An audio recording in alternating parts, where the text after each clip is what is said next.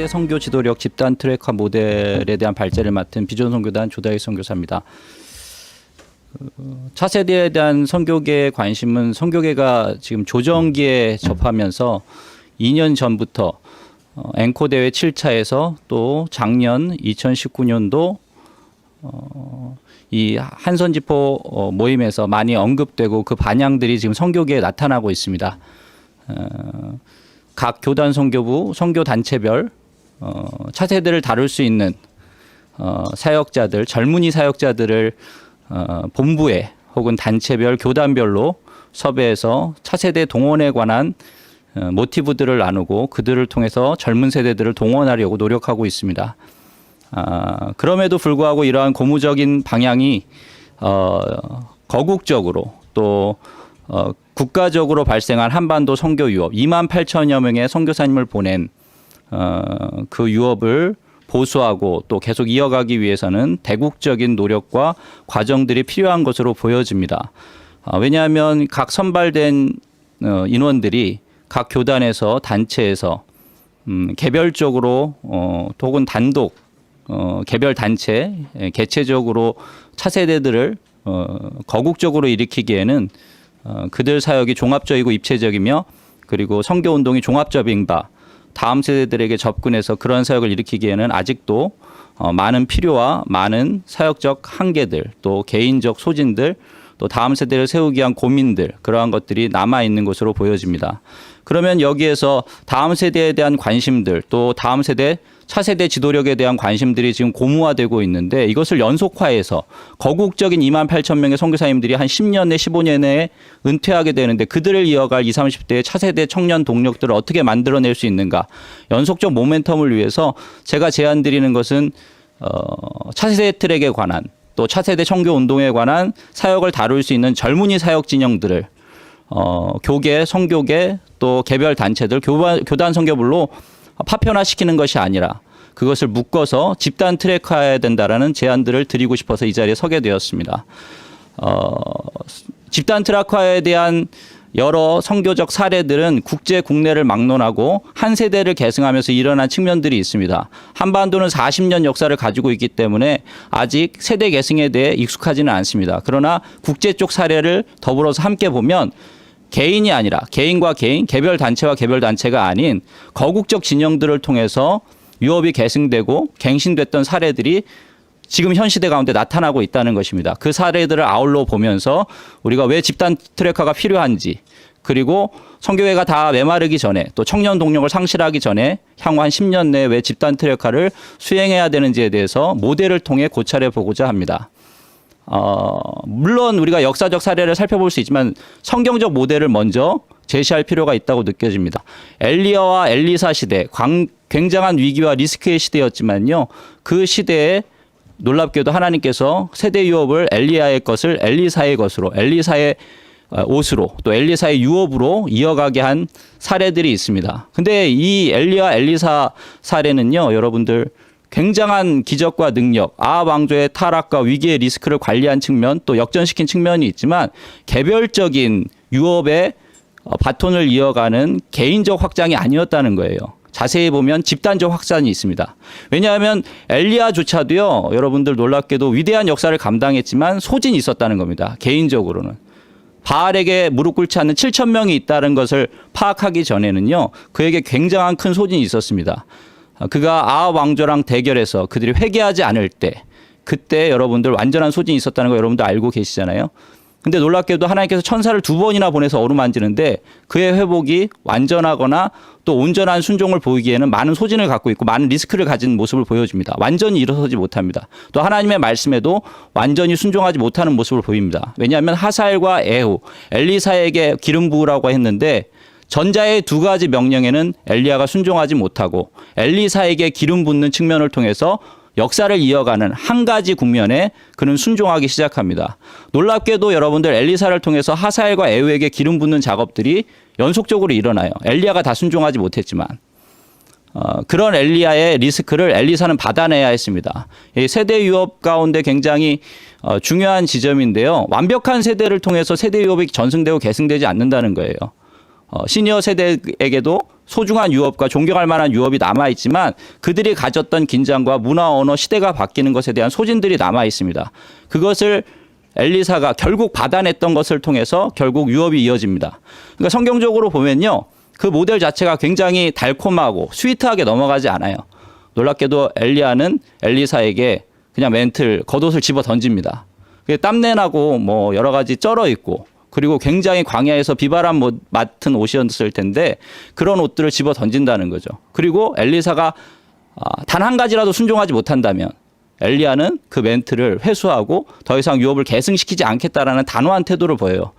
엘리야가 자기가 하나님께도 지금 두 가지의 명령을 순종할 수 없는 상황입니다. 근데 엘리사를 보고는요, 굉장히 시대의 어둠과 악과 면밀하게 싸워보고 까다롭게 검증하면서 유업을 넘기고 있는 거예요.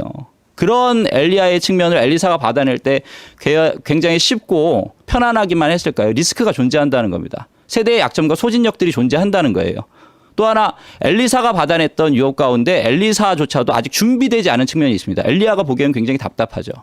거대한 전선을 이루어서 싸워야 되는데 엘리사는 바알의 신과 싸우고 있는 그런 엘리야의 과업과 유업상 아직도 개인적인 결격을 갖고 있는 것 같습니다. 소의 결의들을 아직까지도 농사지으면서 농경하면서 당시에 물질의 신의 기반이었던 농경의 미련을 보이면서 따라 나오지 못하는 측면이 있었다는 거예요. 또 선지자 생도들이 엘리사 주변에 있었지만 그 젊은 생도들조차 엘리야의 유업이 어디로 흐르는지 엘리야의 시신이 어디에서 머무는지에 대해서 제대로 이해하지 못하고 방황하는 모습들을 보여주더라는 것입니다. 엘리야와 엘리사의 입장에서는 이 유업을 교차시키기에 서로가 너무 큰 긴장이 있거나 너무 큰 약점이 있거나 너무 큰 소진이나 아직도 결격이 있다고 느껴지는 상황에서 유업의 교차가 일어났다는 것입니다.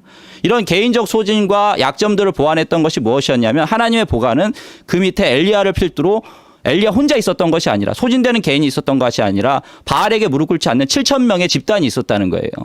그리고 집단에게 유업을 넘겨주는 엘리사도 부족하지만 선지자 생도들이 엘리사의 유업과 엘리야의 유업을 따르는 일들을 통해서 엘리사도 젊은 세대들을 이어받을 수 있는 그러한 능력과 위엄의 모습들을 보기 시작했더라는 것입니다.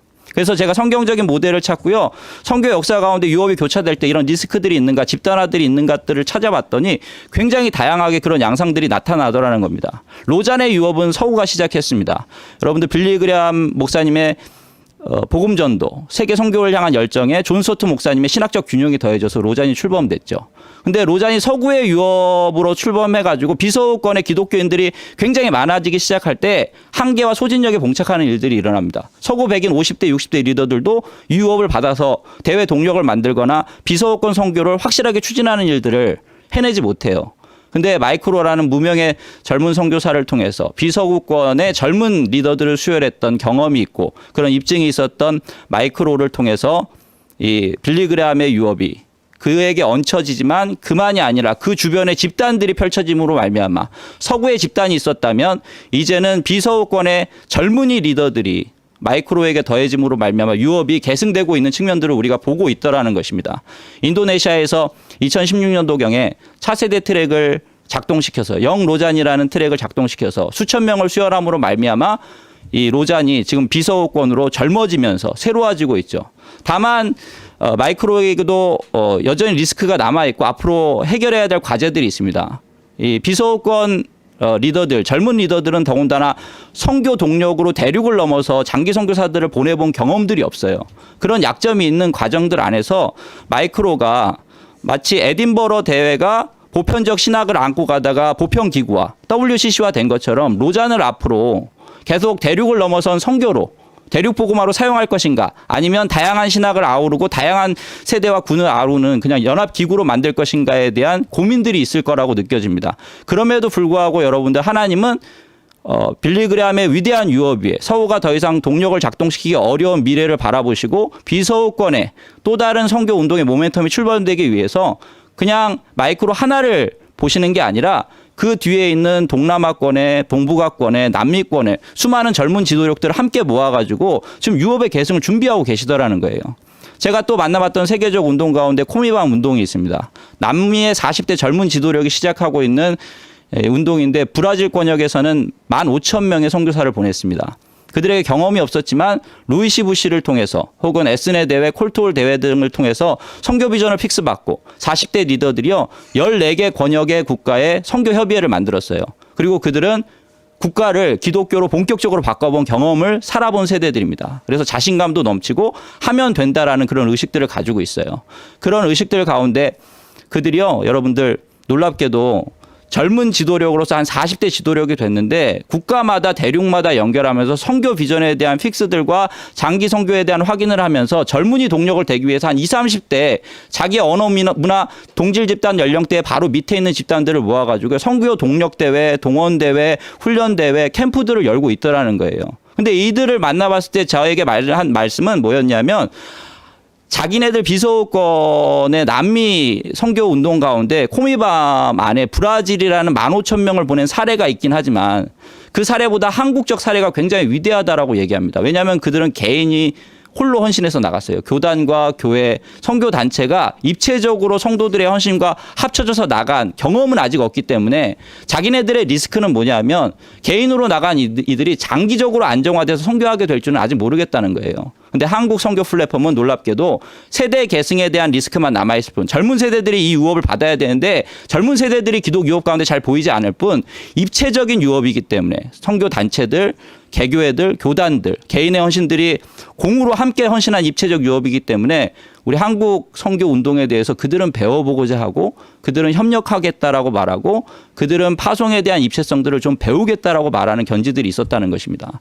우리 젊은 한국 차세대 젊은 청년 사역자들이 한국 선교 유업을 배우겠다는 내용들을 제가 많이 들어보지는 못했어요. 근데 브라질 리더들한테, 코미밤 리더들한테 이런 얘기를 듣고 한국 선교 유업이 결단코 끊겨서는 안 되겠구나. 그런 도전들을 오히려 제가 역으로 받았다는 것입니다. 이런 사례들 가운데 지금 YM 주도로 영성갱신을 통한 각성을 통한 선교 운동이 젊은 세대들에게 전이되는 일들이 일어나고 있는 사례가 있습니다. 더 샌드라는 사례인데요. 불과 2, 3년 만에 6만 명에서 15만 명의 20, 30대 젊은 리더들을 모아서 젊은 청년들까지 모아가지고요. 여러분들 스타디움에서 그들이 모여가지고 세계로 선교로 나가겠다고 지금 헌신하고 있는 집회가 있어요. 이 로렌이 앤디 버드를 발굴해냅니다.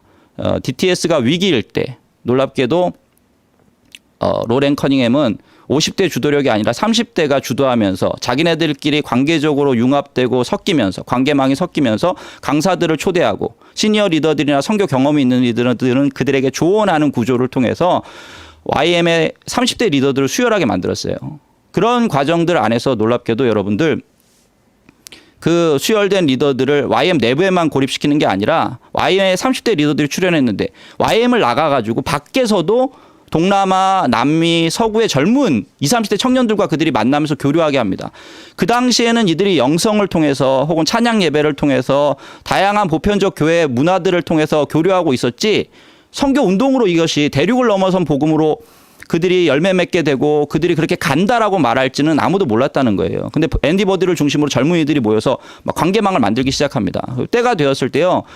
로렌 커닝햄이라는 선교 유업을 가지고 있는 파도처럼 젊은이들이 해외로 대륙을 넘어 나가는 그림을 봤던 그의 유업을 봤던 앤디 버드가 이 젊은이들을 한 15만을 모아놓고 해외로 대륙을 넘어서 또 지역을 넘어서 가야 된다라고 말하는 것에 그들 모두가 동의하는 일들이 일어나고 있는 집회가 바로 작년 올해 일어났다는 것입니다. 이게 세계적 현상이라는 거예요.